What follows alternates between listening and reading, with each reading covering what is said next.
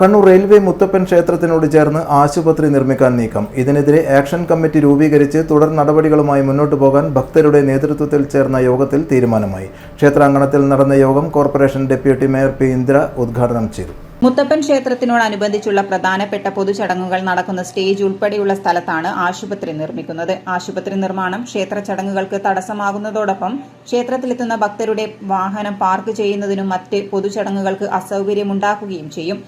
നമുക്കറിയാം, വർഷങ്ങളായി ഇവിടെ ഈ ക്ഷേത്രവും പരിസരവും ഈ ക്ഷേത്രത്തിൻ്റെ ആചാര അനുഷ്ഠാനങ്ങൾ നടത്തി വരുന്ന ഈ സ്ഥലങ്ങൾ, ഇവിടെ സമീപത്തുള്ള സ്ഥലം നാളുകളിൽ ഒരു ആശുപത്രിയായി മാറാനുള്ള ഒരു സാഹചര്യമാണ് ഇവിടെ നിലനിൽക്കുന്നത്.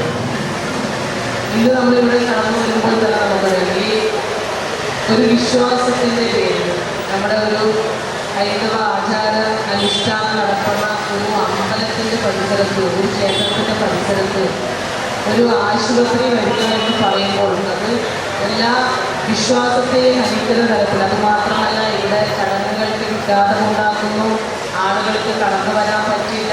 ഒരു ആശുപത്രി പണിയുമ്പോൾ അതിന് വേണ്ടുന്ന ഇൻഫ്രാസ്ട്രക്ചർ അത് എത്രമാത്രം വലുതായിരിക്കണം എന്നുള്ളത് നമുക്ക് എല്ലാവർക്കും അറിയാം.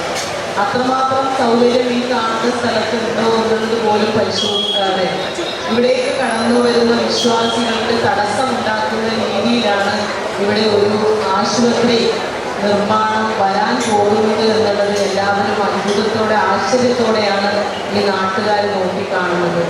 ക്ഷേത്രാങ്കണത്തിൽ നടന്ന യോഗത്തിൽ കളത്തിൽ രതീശൻ അധ്യക്ഷത വഹിച്ചു. കണ്ണൂർ കോർപ്പറേഷൻ വിദ്യാഭ്യാസ standing committee chairman Suresh Babu Elayavoor, M K Vinod, Ragini teacher തുടങ്ങിയവർ സംസാരിച്ചു. സന്തോഷ് മടയൻ സ്വാഗതവും ജിജു വിജയൻ നന്ദിയും രേഖപ്പെടുത്തി. City news, Kannur.